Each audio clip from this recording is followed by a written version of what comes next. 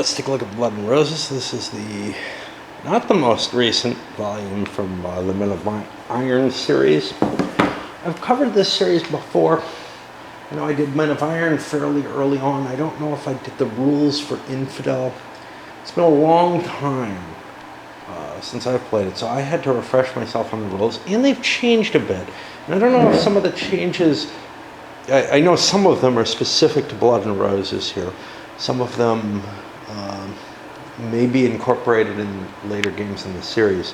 What's strange is the series is, it covers a large chunk of time. So like the Ancients GBOH games, it may be that it's very hard for the series to stay completely aligned, on a single set of rules. So I may have to go through the rules for the next one as well, which was actually the impetus for doing this. I picked up Arquebus finally. Well, I was pre-ordered for it, but when it came, I was like, damn, I really ought to get to Blood and Roses. Yes, there are other series that I haven't been keeping up with, but this is a nice light series, and it doesn't have a lot of battles in it. It has a fair number. Here, let's see, 1, 2, 3, 4, 5, 6, 7 different battles, but they're all very small. They're on these half map sheet. Now, I cut my map sheets down. This was, I think, the other half of this one.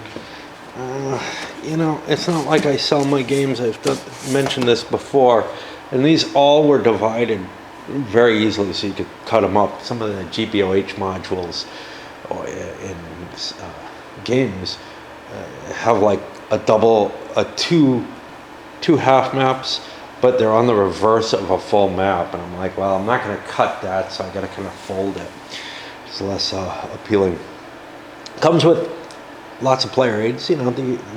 By this point, the series is kind of established as something that they can get pre-orders on, and can guarantee a certain sales on. Maybe not huge, but it's got this little track, the flight point track, that's always been there. But they've separated out the general information. The two big player aid sets here. Terrain for every scenario specified in here. There wasn't room to put all the terrain information on the map, and it's kind of nice because each player has their own little chart here. Hey, do they both have suns in the middle? They do.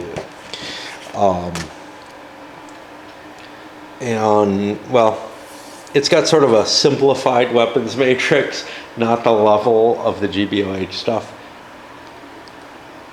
Let's see what else. Anything else on here? And some of the other information you need.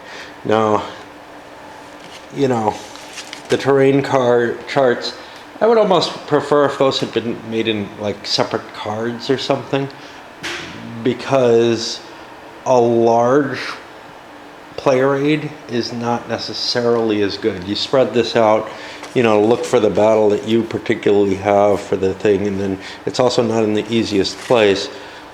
However, it looks to me like, at least at the size that they wanted to present this at, this being the only thing that's really kind of bigger than it needs to be, I think,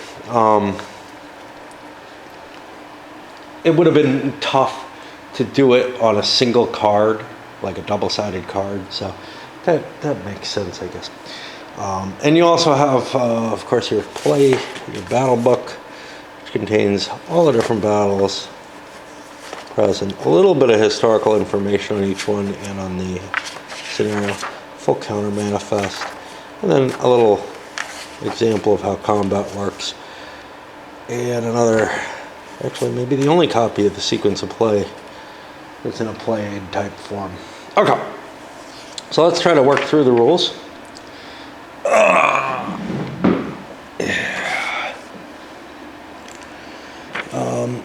So your leaders have a lot of values on them now. They have a charisma value,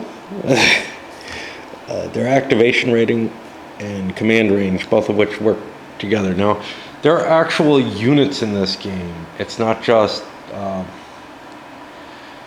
It's not just grab what you want like GBOH has. So you can command a certain number of units within your range to do stuff. And then a movement allowance. Another thing is there's not really turns in this game. It's like a GBOH, but take away the turn sequence and just, hey, you want to activate something, go ahead, you do that. Your chance, if it's your turn to do something, you get to do something. And there's some limitations on not being able to command the same, battle or whatever, by which I mean the organizational level, more than once in a row, but there's also continuations. For combat units, you have a few values here. The shock defense DRM, the lower this is, the better it is. The type of unit, which matters for the matrix, and its movement allowance, and then it has a disordered side on it. The leaders on the other side of them have a replacement in case they become a casualty. Not many different unit types in here, and all the units are precisely the same. I kind of like that. The main reason for it, though, I don't like, which is there's not a lot of information available on these battles. What is available is very sketchy and was heavily politicized after the facts. So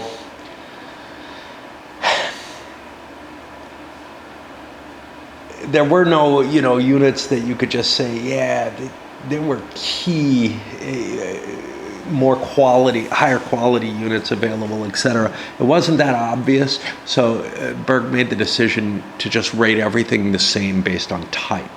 Now, I think that's a really cool thing from a play point of view because you have lots and lots of counters, a whole bunch of them actually.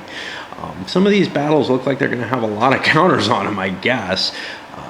Either that or they didn't try to optimize as well as possible. And you have a bunch of little markers here that fit the normal situation. Okay. It's going to use 10-sided dice. I don't have any out right now. I never keep the dice with my game. Some definitions.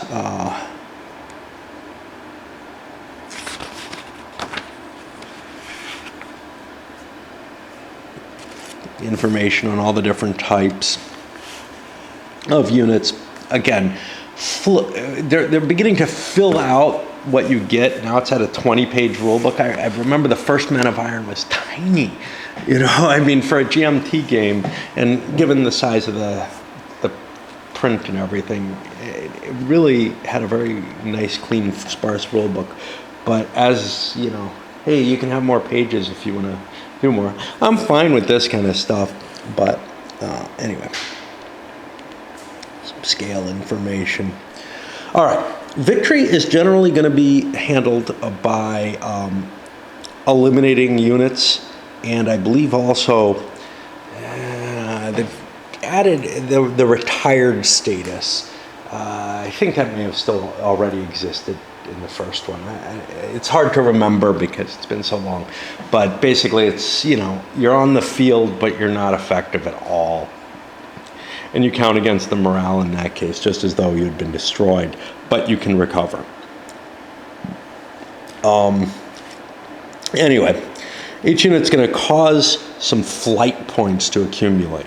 And once you get to your flight point limit, which is specified in the scenario on the chart, and you could either, you could do this one of two ways. You could put it like this and work them down or up. I don't know which way it's supposed to be.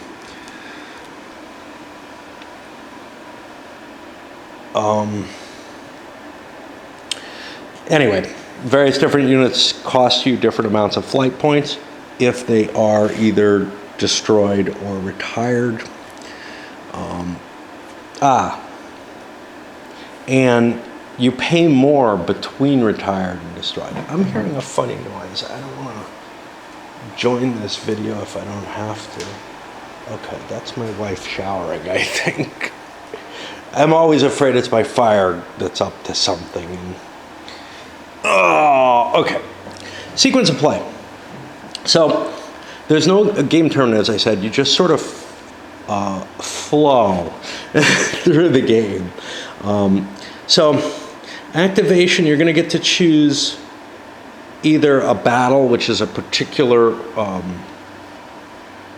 formation or command, an army activation, which is a larger scale activation, the standards, which I haven't placed, but it allows a rally type operation, or pass. And at the end of the entire activation, at the end of the activation phase, you're allowed you place replacement leaders.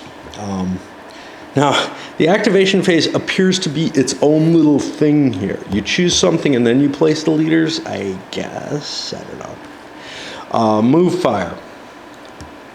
Okay. You see what units are in command. And if it's an army activation, the special thing about that is that allows you to reposition your army. But you don't get any fighting in it.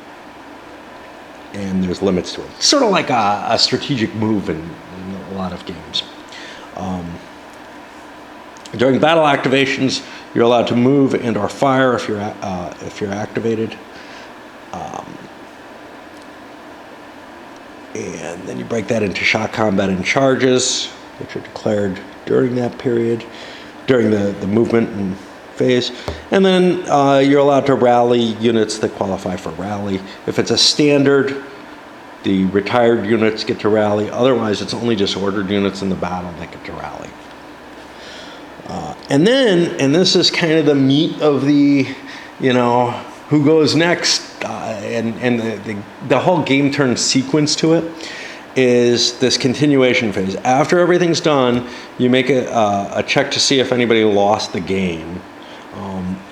These numbers generally, although in the first scenario it's not the case, but they generally are not something you have to reach. You roll a die and add the die to your current flight level, and if you have reached or exceeded the flight level for your army, then you lose. And if both people do it at the same time, well, they both withdraw. All right. Then, if you just completed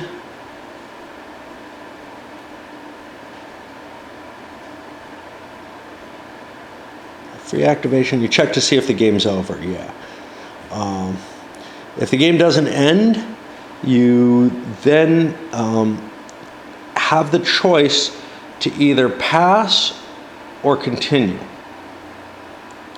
If you want to continue, you can't use the same battle that you just, passing just hands a free activation to your enemy. If you want to continue, you can't use the battle that you just activated unless it's the only one on the board for you. Army activation can only happen if you've just done an army activation, which means you have to get a free activation to start a set of army activations. Battles can follow anything. The non-active player can then declare that he wants to try to seize continuity. Now, this is something new. I don't remember these. There's these little seizure markers. You're no longer kind of allowed, I don't remember if you had a number of these that you just had points for, or if you, I think you could just declare, I'm seizing. And the game kind of devolved around the good leader just continuously tried to seize activations against the bad leader, and it didn't quite work. Well, now there's a limit to the number of these that you have in the game, and they're not all seize operation. Some of them have another effect, they have an effect on them. So basically each player gets a number of chits here, and they have the option to play them for what they want to. And some of them are cancel seizures. So you're not gonna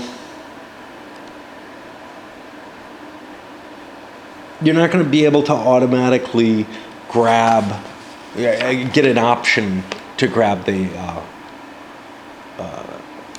flow of the game away, like you were in the earlier games. Now, that's kind of cool because having it as a very limited amount, it means you have to hold off and not just yeah, it looks like a good idea. I've got a good leader. I got a good chance of getting it, but we'll see.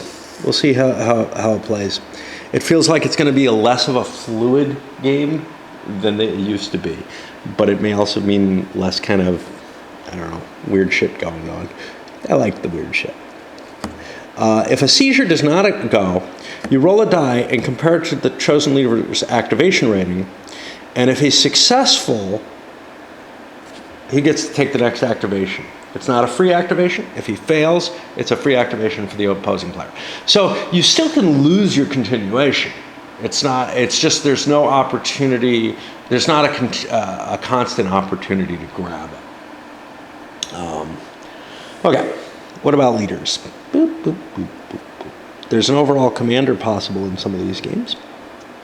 Each battle has its own leaders. Oh, this is an interesting thing. So some of the leaders show up in multiple places. Sometimes in multiple color groups on one side, and certainly they show up on both the Lancaster and York side. Obviously, Warwick's the obvious example of this. His whole family, really, the whole Neville family. But there are others as well, because it was quite common for people to be changing sides. Okay, so your command range is going to be in hexes, and you can't trace it through an enemy unit or an impassable hex. If you're not in command range, but you're adjacent to other units that are in command of that battle, they're considered to be in command by being next to the units that are in command. It allows large formations to operate at once. If you're not in your command range, so what is the command number?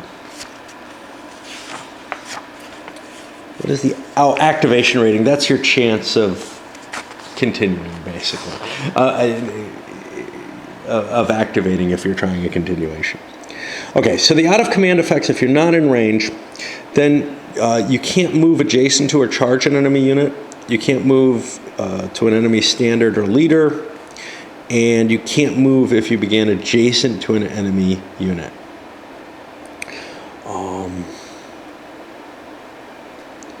No. Trying to see if command range gets limited here. See, they say something, given the close quarter, ferocious nature, and the tendency of leaders to be up front, once combat started, actual leadership was almost non-existent. I don't see anything that, like in GBOH, seems to prevent a leader's command range from being used if he's engaged, which is what I would consider. But I guess it's I don't know. Yeah, I really don't know. All right, leaders have a charisma rating. When a unit is attacking in shock or charge, it gets a bonus based on this. And I guess it could be negative as well, for whatever reason.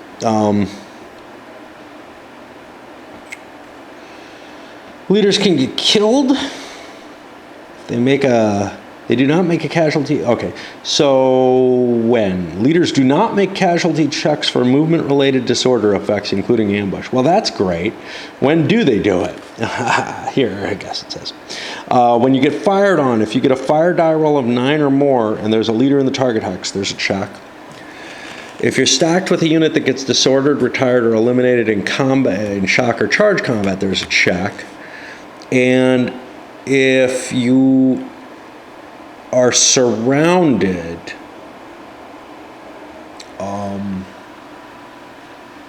when your hex is entered or your unit is destroyed that you're stacked with, you're automatically captured and you might be killed. When you're killed or captured at the next activation, at the player's next activation phase, I gotcha. So when you get your next activation, and that's really the only time you really need leaders, you place the replacements down at that point.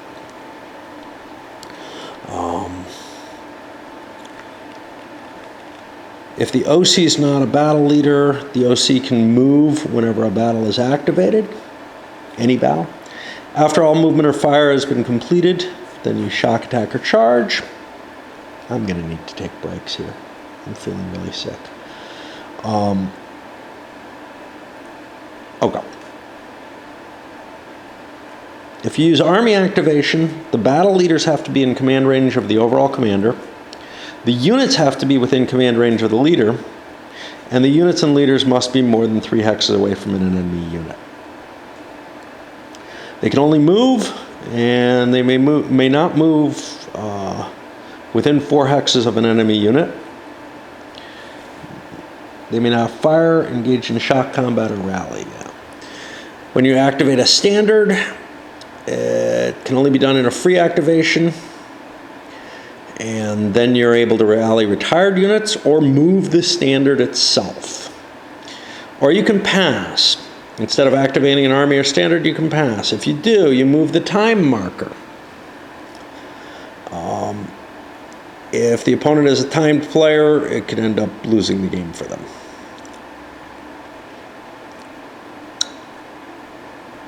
Let's see.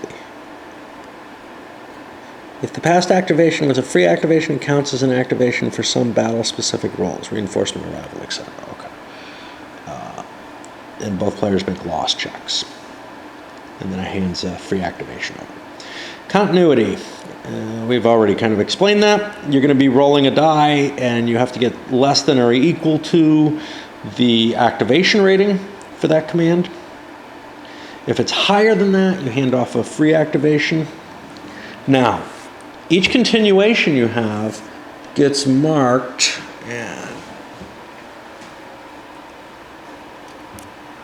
with this.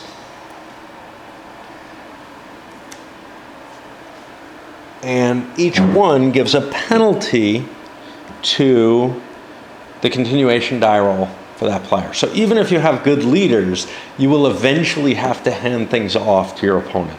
You will eventually fail and hand them a free activation.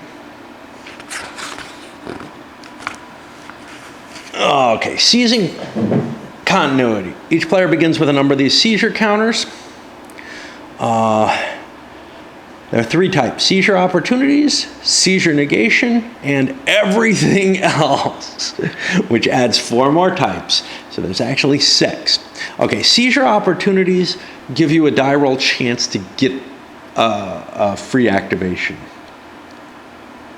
I believe. Yes. Seizure negation are counters that you can play, and these are randomly picked at the beginning of the scenario. These are counters you can play to counter a seizure activation, and you actually have a die roll to make.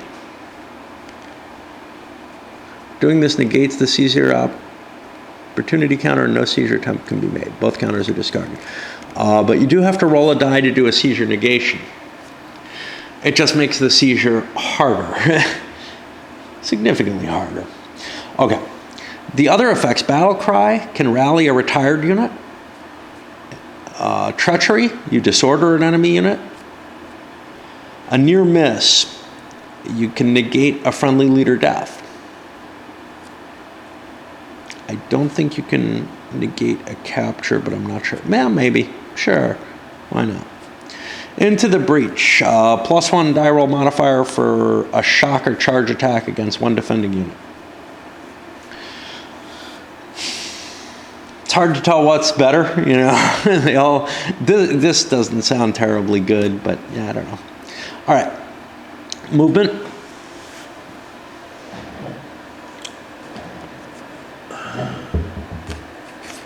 There's a lot of glare off the paper here. Now, this is my lighting, but again, it's too glossy a paper and map and counters for my taste. It's not as bad as some of the games that I've played recently, but it's like I want to crimple it up so that it, you know, is readable, because I can't read it under this light. Really annoying, the glossy paper that has begun to be used more and more. Okay. Trying to see if there's anything exciting in the movement. Movement is an action that takes movement points. Yeah. Okay. Sure. Virtually all men-at-arms rode into battle. I mean, I'm assuming you've played War Games before. If you hadn't, go look at an intro to Wargaming. Or to Hex Encounter Wargaming, because dismounting is a voluntary action, and it differs from unhorsed. Let's see. If troops start mounted, they may dismount when activated if they're within command range of the leader and not adjacent to an enemy. And this will cost them 2 movement points. Once they're dismounted, they're no longer mounted. And basically, the way this is handled is there are 3 counters for every knight. A mounted man-at-arms, a dismounted man-at-arms, and somewhere or another, there's an unhorsed man-at-arms over here. And the big difference there is unhorsed have a different weapon system matrix position. So the dismounted men-at-arms are going to be armed with like heavy weapons, a 2-handed sword, a pole axe, whatever. The unhorsed are going to be armed with what they were carrying in their charge. So they'll be somewhat less effective in combat. Reinforcements begin adjacent to every reinforcement hex. Yeah, they can all come in at once. Artillery can either be limbered or unlimbered. Yeah, we're getting later here. There's handguns too. Artillery can move if it's limbered. If it fires, it's turned to its unlimbered side and then can only fire or change facing. It can never move again. Whether or not some of the artillery could have been moved, some of the lighter stuff probably could have been moved. This isn't in the period where artillerymen were, you know, specialists who weren't really part of the military.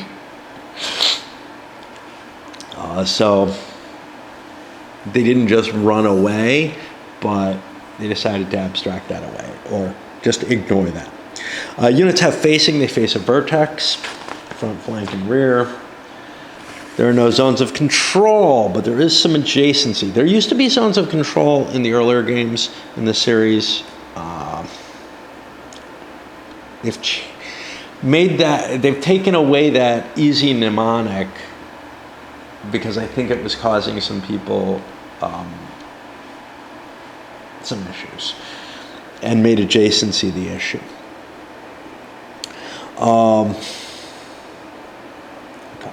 You're allowed to have a combat unit, 1 standard, and as many leaders and markers as you like. Okay. Now, during movement, you usually can't stack, but there are exceptions. Archer, handgun, and longbow can move through friendly units at an extra cost. Artillery and handguns can be moved through with no extra cost. And retreats have their own rules for this, which they're not going to tell me, because that's not movement. You can't end a movement or retreat stacked. Missile units. Okay. The missile units are allowed to fire during movement. There will be a range. Is that on the counter?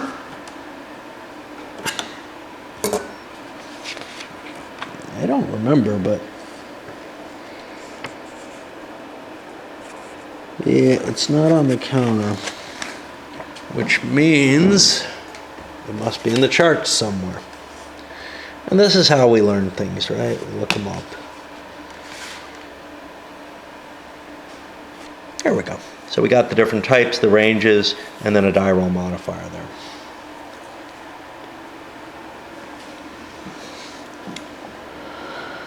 All right.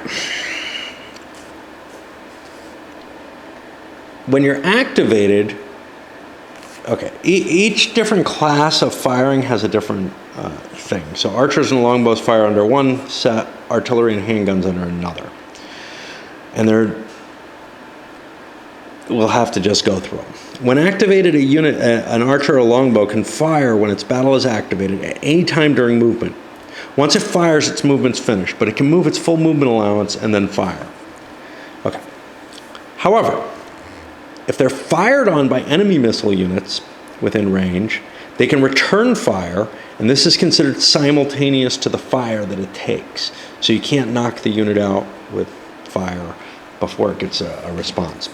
And then there's something called reaction fire when an enemy moves or charges into an adjacent frontal hex. And I believe this includes advance. No, it does not include advance. There's no reaction fire to retreats or advances, including continued attack. So that's a way, the continued attack is a way to just plow through a bunch of crappy troops. But the archers here are fairly well armored, actually. You'll see everything has a defense rating of 0 on it, which means you don't have, the heavy armored units aren't particularly, they aren't heavy enough to be resistant to damage in comparison. Even though this armor is tremendously heavy, the regular units are heavy enough that they've kind of equated them. Because remember, the damage isn't necessarily kills. Okay. Now the artillery and handgun, they can fire active once during movement. They get a reaction fire. They do not get return fire. When an enemy unit moves or charges into an adjacent frontal hex, this is important. Facing is important on fire, for reaction fire for artillery and handguns only. It's not important in these.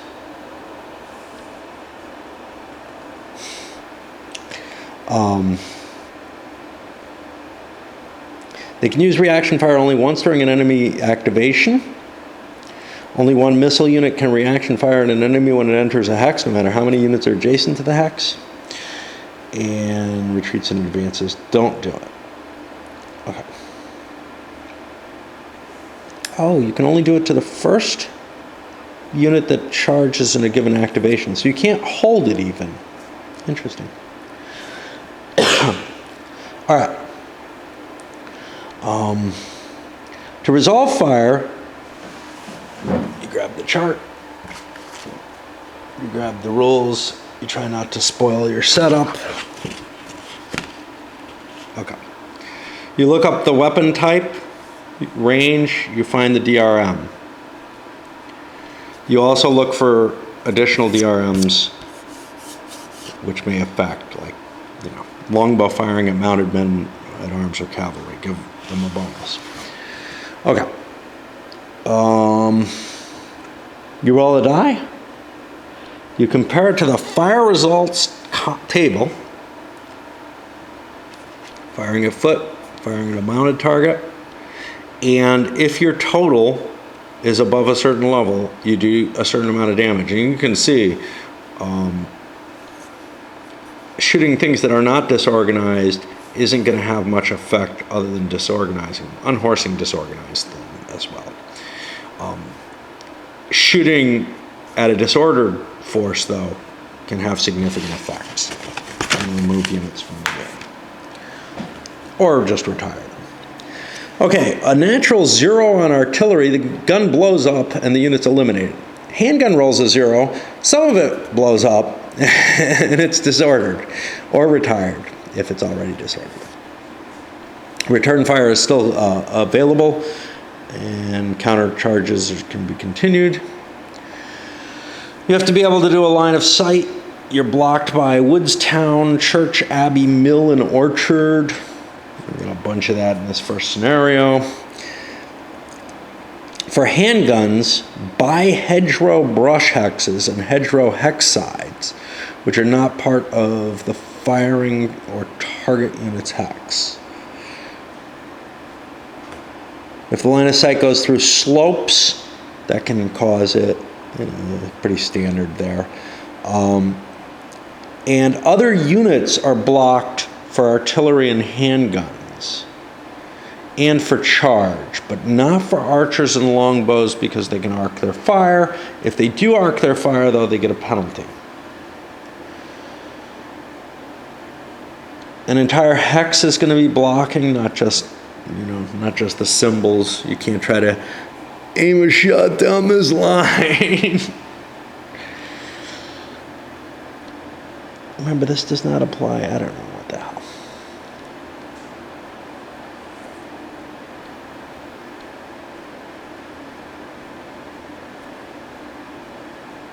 We have hedgerows. Got some up there, but they're not going to be in play here. But we'll be playing other scenarios. I don't know. There's all kind of tricky shit about these hedgerows. If line of sight is traced through a hedgerow brush or hedgerow hex side to a non-missile unit adjacent to it, the unit's considered to be hiding.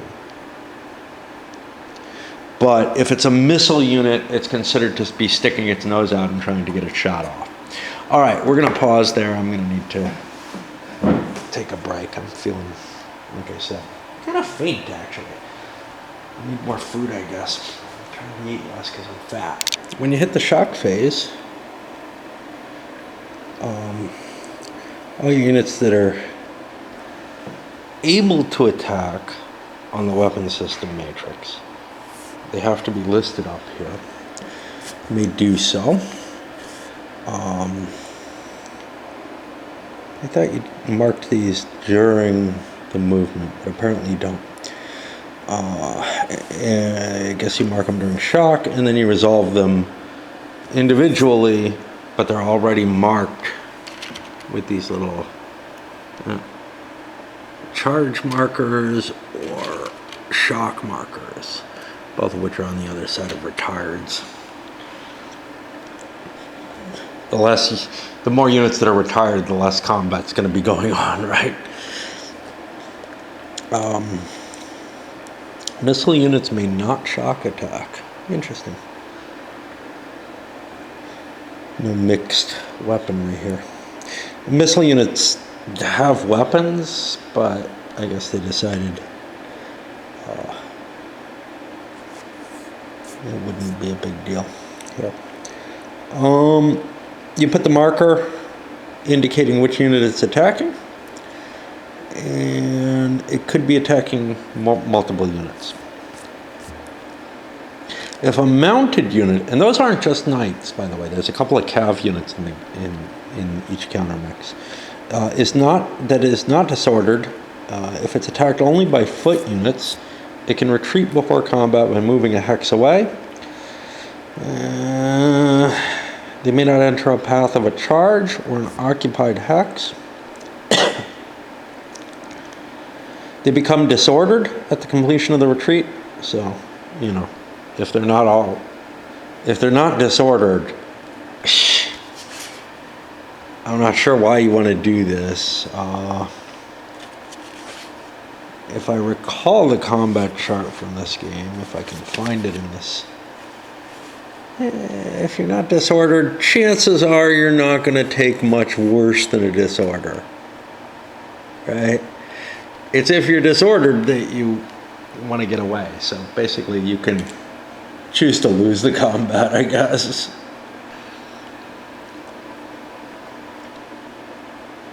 Yeah, I have no idea. You're probably not going to see any of that. Well, let's see. No. One attacker can advance into the vacated hex, but may not then shock. If an attacker is attacking two defenders, he picks which one he wants to retreat to, or wants to advance to. Yeah. Okay, the actual resolution. You determine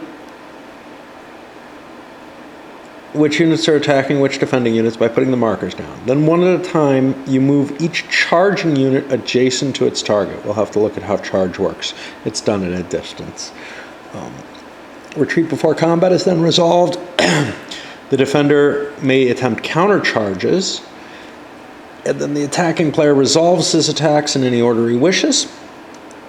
The charge table is used as at least half the units are succeeded in charging.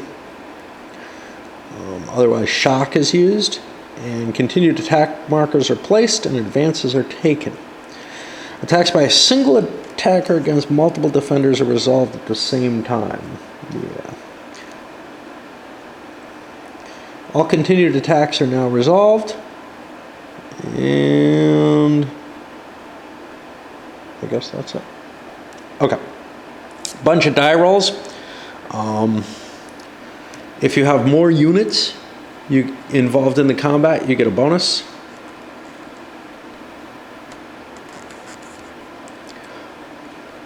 if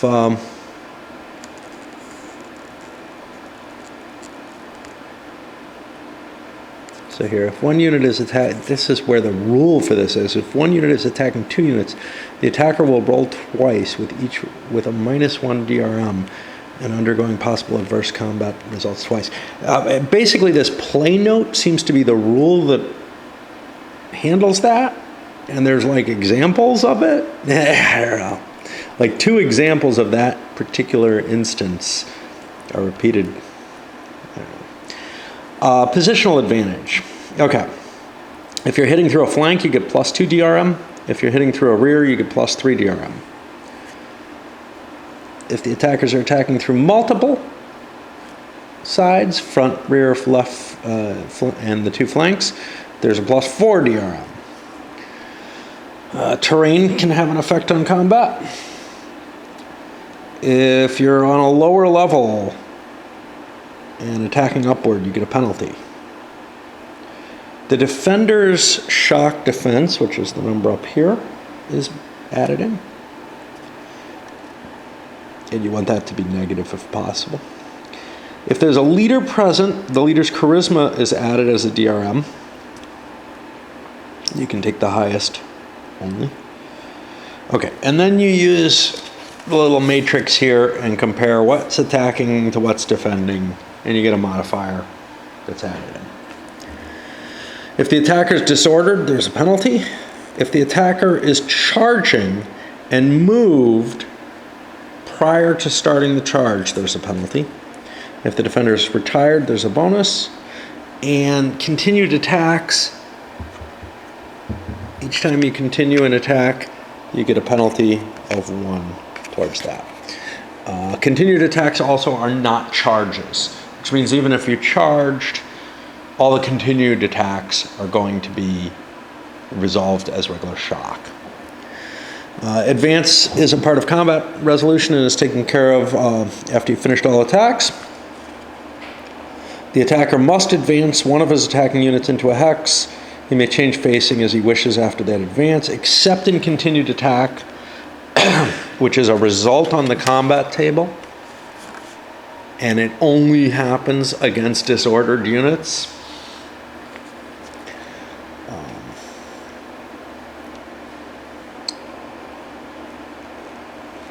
A unit cannot advance if it's disordered and didn't get a continued attack, if it would have to cross prohibited terrain, or if it's levy infantry. Yeah, one of the classes in this is levy infantry, basically garbage.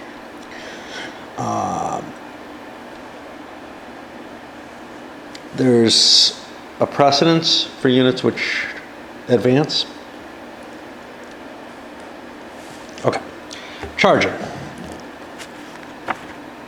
Charging, yeah, I have to tilt the page. This is really unpleasant to try to get this glare off of it.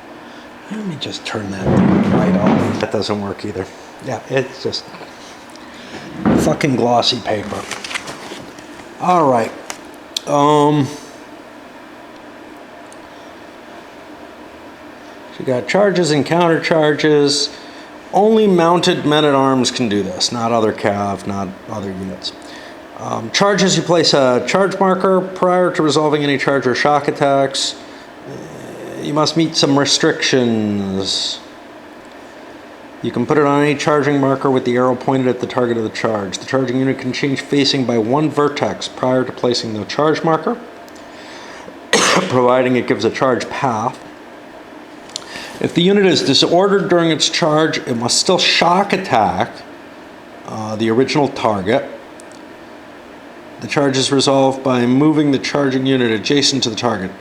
I believe that shock attack is the shock attack table. There was somewhere where it said something about charges getting disrupted. Yeah. Not disordered by reaction fire or countercharged. Again, these rules are not well organized. They've started bloating, and they haven't really gotten the kind of discipline that they should have to make them The original was very clean and nice, but it started getting kind of messy. And I noticed this with Infidel too, that it was starting to get worse. Well, I think it's a step worse now. Okay. You may not charge or countercharge if you meet any of these restrictions. If you're disordered, you begin adjacent to an enemy for charges. You begin adjacent to an enemy and are still adjacent to that enemy unit for countercharges, i.e., you can't, the attacker, the active player can't have you pinned with one unit, move it out of the way, and move another unit into place and keep, that will keep you pinned. Right? No. So if you start adjacent to an enemy unit, that prevents charges. If you start adjacent to an enemy unit and that unit is still next to you, that prevents countercharges. Other units will not. If you don't have a line of sight, if you don't have a clear charge path, which must be through your frontal hexes. No room to hold this paper because it's on a tiny page. I don't know. It's mainly the fucking glare. Maybe it's the side light. Because I can't do it without my main lights. I tried it was too dark. Okay, I guess I'm just screwed.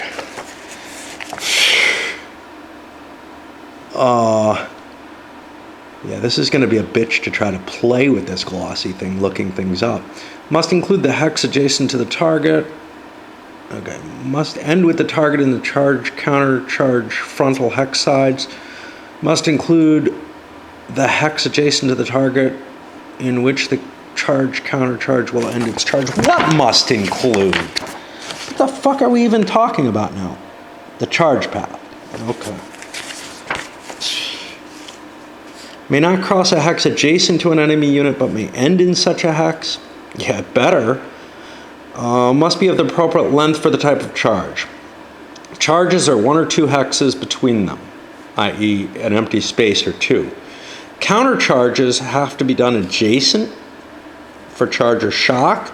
Against missile, it can be any number of hexes as long as you're being shot at. Must be free of friendly or enemy units, may not cross rivers that cost more than plus, or water that cost more than +1, or that incurs a disorder. All kinds of stuff they can't cross, including stuff they can't move through, and cannot be shared, this is going to be tricky, with any other charging or counter-charging units. So everything has to have a full clear path. No other charging or counter-charging units can be passing through those hexes. If a mounted man-at-arms begins an enemy activation adjacent to enemy units, place a counter-charge used marker on it for reference. If that enemy unit moves away, remove the marker. Now, counter-charge used get used elsewhere too, but charging mounted men-at-arms remain marked with a charge marker as long as they were not disordered during their charge or successfully countercharged. As long as half the units attacking a defending unit are marked with charge markers, you'll use the charge table. You subtract 1 from the charge table die roll if a charging unit has moved that activation. Changing facing and charging itself is not movement. A unit that has charged and gotten a continued attack is no longer charging. Charge reluctance. It doesn't exist. It's from earlier games. Countercharge. And we're almost out of battery and about ready to break. Countercharges can only be performed by the non-active player's mounted men-at-arms in response to certain enemy actions. Mounted men-at-arms may attempt to countercharge when attacked through their front or flank by shock, charge, or missile fire. A countercharge must end with all attacking units in the countercharging unit's frontal hexes, or it may not be performed.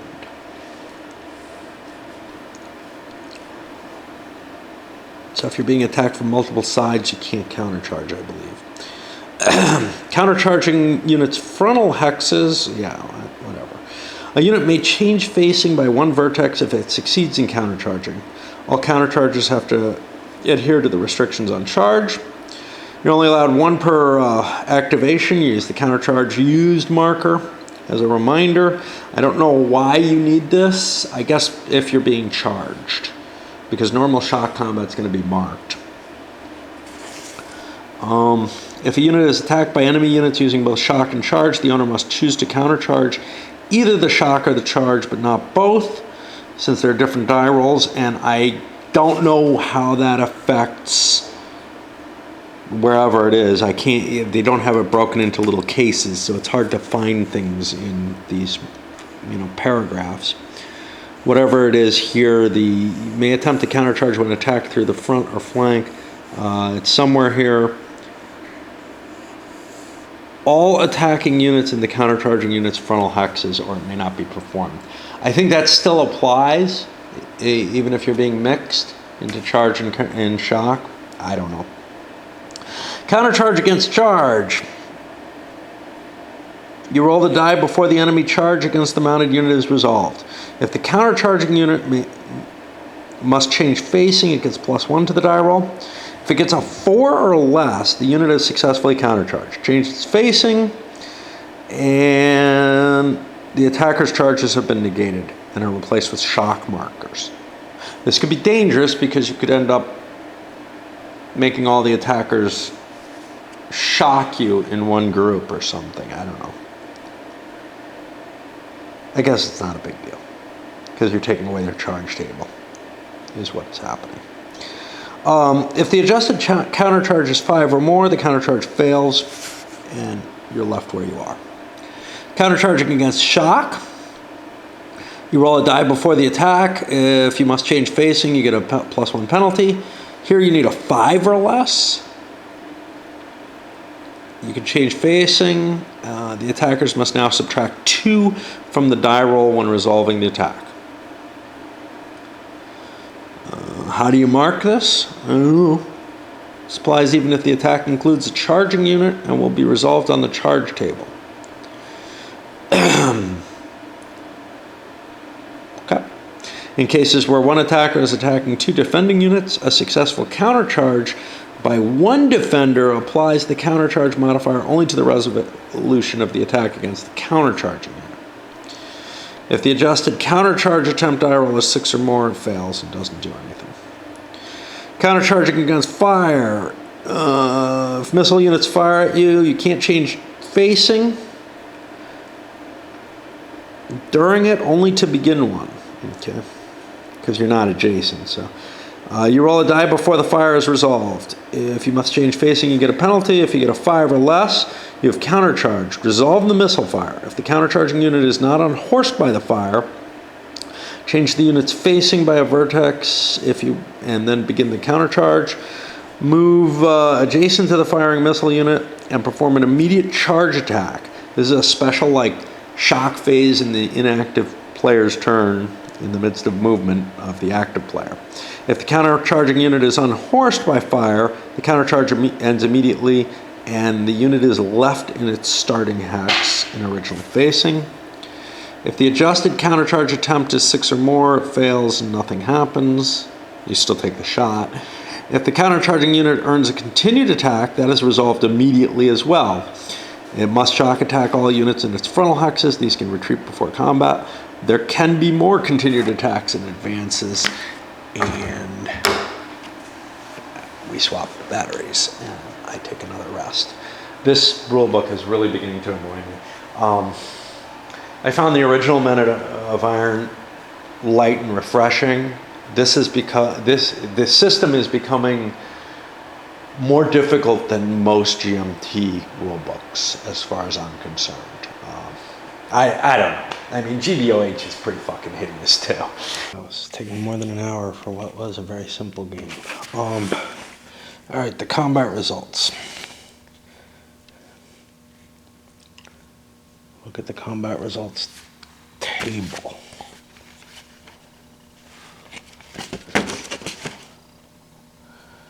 I don't think they just mean the effect. Maybe there's a, I mean, I don't think they just mean the table where you find your results, do they? Is that what they're saying? Fire, shock, and chart? Yeah, they do, I guess. All right. So, yeah, it's really just the effects we're worried about, which is summarized here. So disorder, you flip the counter over, and most of the results are noted on the counter. Can't charge or countercharge, you can't retreat before combat. The shock penalty, -2 DRM. All right. If it's disordered previously, it doesn't get no additional effect happens. If it's artillery, it will be eliminated if it's disordered by shock or combat. If it's from missile fire, there's a chance it's eliminated. Unhorsed, you switch the mounted man-at-arms with an unhorsed man-at-arms in disordered status.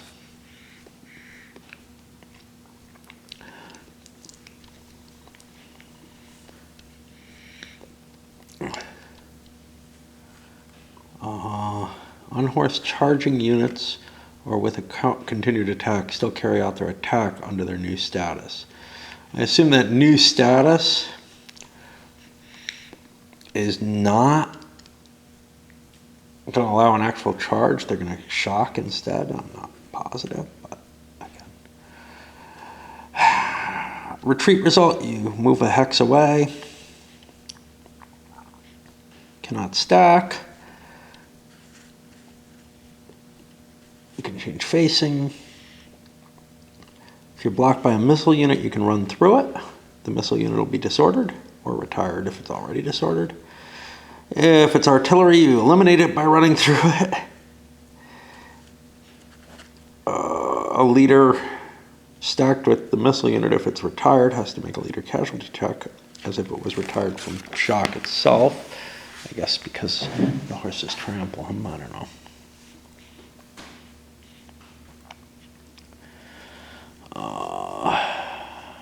Is that what they're talking about? I don't know. You know, I like my case numbers. This shit doesn't sink in the same way, and it never does. And as you make the game more and more complex, it becomes more necessary. Retire. You fly over to your standard, get a retired marker on it, and if you can't make it there, you'd be eliminated.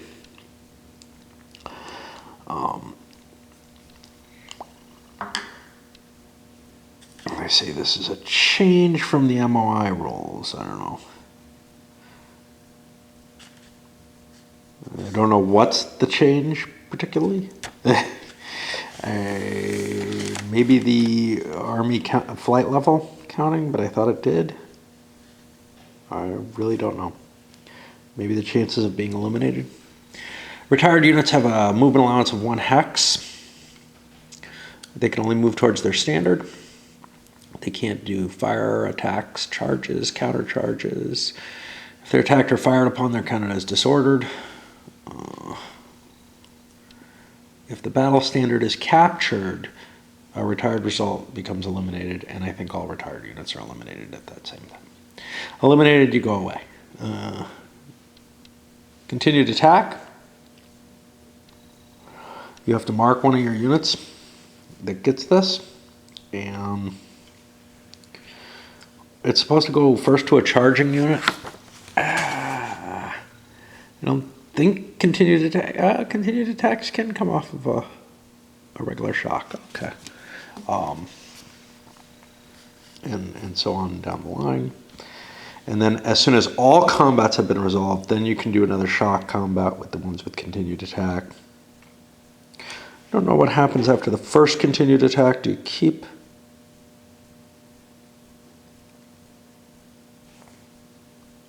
Yeah, I think you do the continued attack 1s, and then any that turn into continued attack 2s, you do after all the 1s are done, etc. Battle flight. Okay, so this is an optional rule, but I think we'll use it.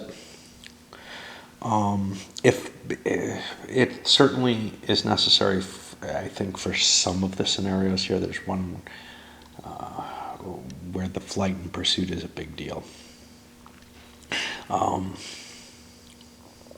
If at the end of an activation any battle has more than half of its starting non-artillery units eliminated or retired, it checks for battle flight.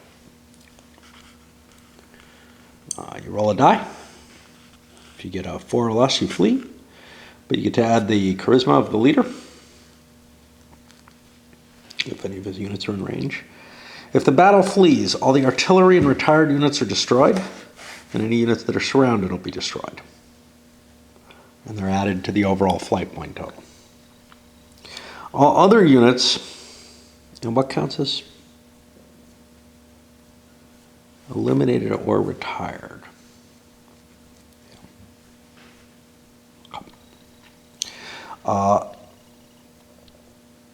Right.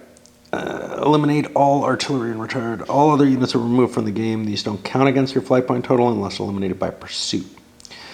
The men-at-arms flee in the state that they're in, mounted, dismounted, unhorsed. Fleeing leaders don't count against the flight point total unless they're eliminated by pursuit. The player fleeing the battle places his standard on an edge of the map in a hex not prohibited for the majority of the fleeing units, not occupied by his units, and not a friendly reinforcement hex. If the friendly battle doesn't have a standard, use some other marker. And I gotta move my pipe because my back is hurting trying to hold these rules, but they're unreadable if I don't. So I don't know. I don't know what the hell. I seem to have lost my place. Okay, yeah. Pursuit. When an enemy battle flees, the opposing player must roll a die, see if the battle that caused the enemy battle to flee was involved in whichever one inflicted the most casualties, that activation on the battle. Either pursues and maybe eliminates some more units or not. Okay. On a 4 or less, the battle pursues. You add the charisma rating of the battle leader if he has units in range in order to see. And pursuit's generally a bad thing because it's kind of an uncontrolled thing, but it can have good effects.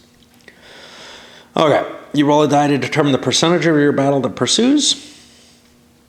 You can add or subtract the charisma of the pursuing battle leader, and that's multiplied by 10, so it's somewhere between 0 and 100.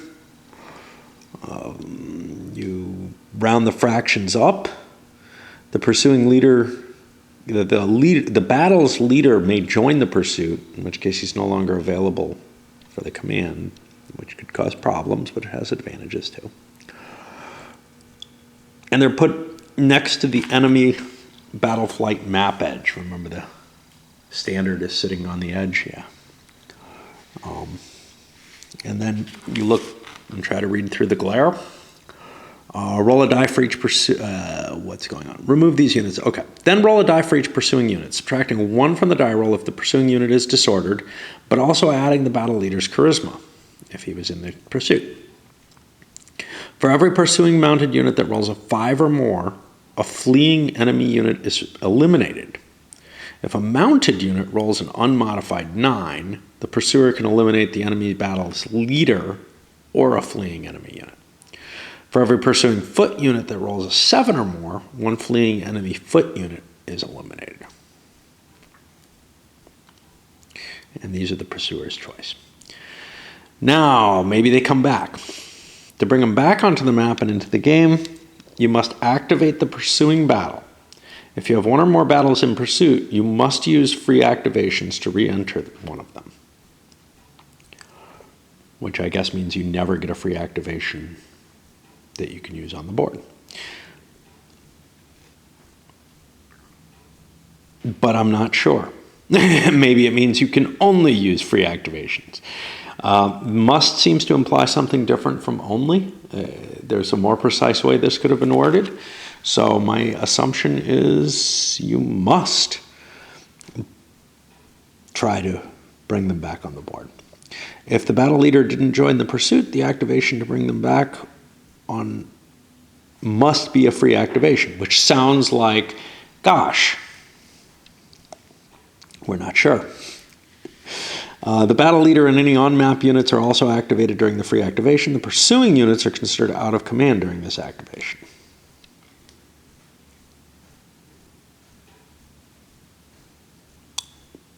Might see the musts. This one's proper. This one leaves me wondering if that's what they really meant, because they mean different things. The battle leader and any unit still... I wonder who edited this shit. Ralph Shelton. He's the game developer. We don't have anybody specific to the roles. We have a proofreaders. On the map, may be activated by continuity or seizure. Let's see what this is. If the battle leader did not join the pursuit, the activation to bring them back must be a free activation. The battle leader and any on-map units are also activated during the free activation. Any pursuing units are out of command during this activation. The battle leader and any units still on the map may be activated by continuity or seizure. If the battle leader is activated by continuity or seizure, the pursuing units are ignored. If the battle leader did not, and it's still not clear if that must is if you get a free activation, you must use it, or if they mean something different than they wrote and should have written only, but which is what I suspect, but you know, use the rules as written. We'll see, maybe there's some errata for this shit. If the battle leader did join the pursuit, the activation may be a free activation. Okay, well, that makes it clear that this must can only mean one thing. It can only mean anytime you get a free activation, you must use it to try to bring units back on the map. So that sounds fair. Yeah. If he didn't join the pursuit, the activation may be a free activation, continuity, or seizure. Any units still on the map are out of command during this activation. The player rolls for each pursuing unit, adding the battle leader's charisma to that die roll if he joined the pursuit. If the die roll is 6 or more, the unit must return. It re-enters the map using reinforcements rolls, treating the fleeing battle standard as its reinforcement entry hex. Pursuing units that begin the pursuit disordered, re-enter disordered. Pursuing men-at-arms re-enter in the state they pursued. If it's a 5 or less, the unit is removed from the game.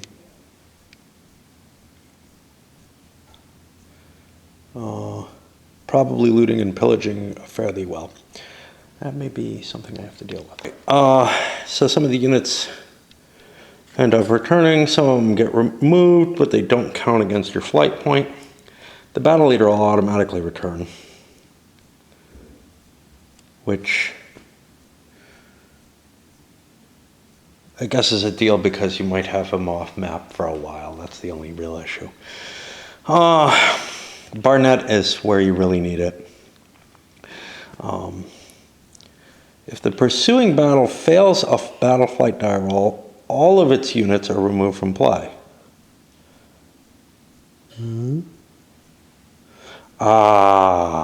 If it's the battle flight die roll, if it runs off the board, yeah, including the off-map units. Rallying, disordered units can cure their disorder by spending their activation doing nothing. You flip it over to normal side. See, I don't remember.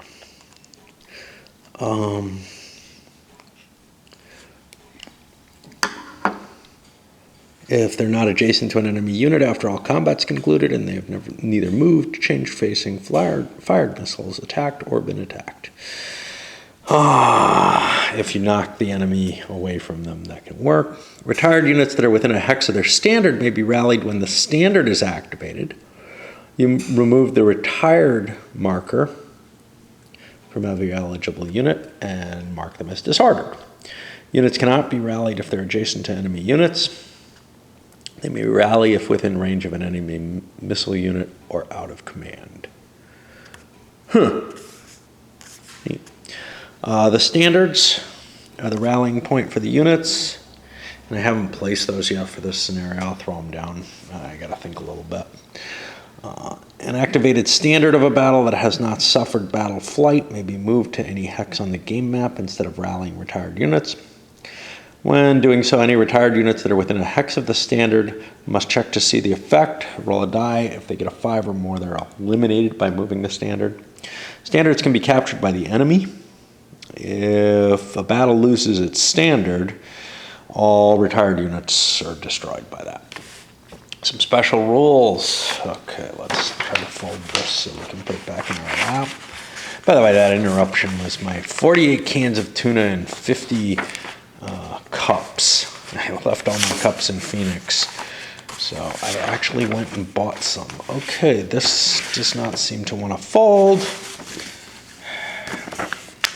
Well, we gotta pause. I'm not folding my rolls anymore because they fall apart when you do so, but I can't read this with it open, at least not as easily. Okay, when you're noted to have an ambush in battle, you can use a free activation to move ambushing cavalry. And they get to charge in and they have some kind of bonus. Timed engagement. We're going to be seeing that in this first one.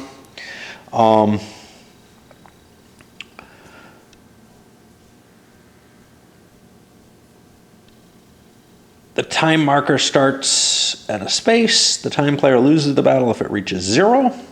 The non-time player can pass when he has a free activation, and that will move the time marker 1 down.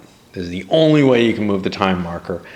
And you'll see, you know, it's pretty much, hey, I don't want to do anything. Yeah, okay, great. So, levy infantry, some of the battles have levy infantry. They can only shock with another unit that's not levy infantry. They have a penalty for shock on the counter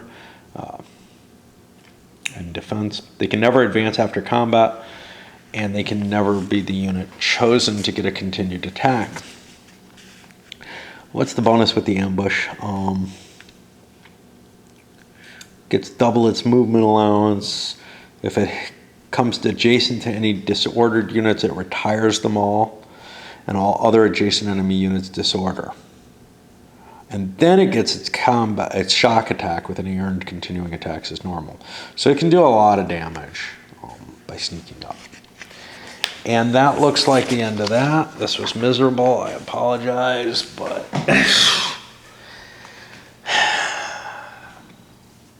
I'm having a harder time with rolls, and I really do feel like they're getting worse to boot. This was, you know, once upon a time a pretty easy system. I remember with Infidel, though, it was already getting bloated. It was already showing, you know, it was like, wow, there was a lot missing. Like Men of Iron didn't cross all the T's and dot all the I's. Infidel, it felt like they added some bloat to do that. This one, they're adding more chrome. And honestly, you know, once something gets over about 8 pages, it darn well better have a lot of little sections to it. Now, that can go terribly wrong. There can be too much of a good thing with that, like Yaquinto, which basically has every sentence as its own numbered section. But